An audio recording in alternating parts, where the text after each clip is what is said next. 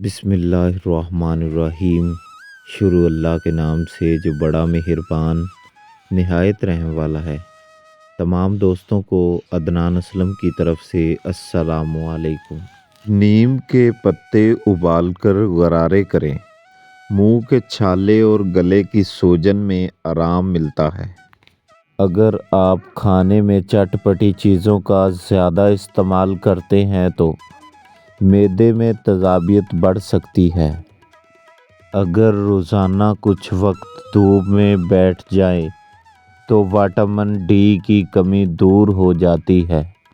केला और दही मिलाकर खाएं। पेचस और कमज़ोरी में फ़ायदा देता है।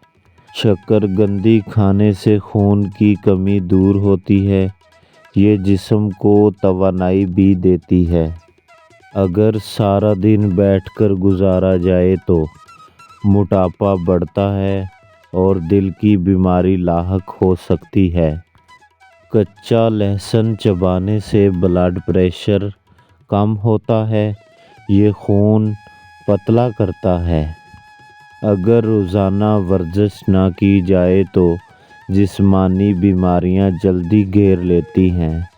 खरबूजा खाने से पेशाब खुलकर आता है। ये गर्मी को भी दूर करता है।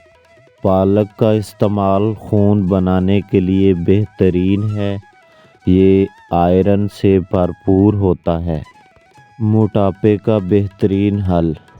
रात को सोने से पहले नाक में अरंडी यानी कैस्टर ऑयल का एक कतरा डालें।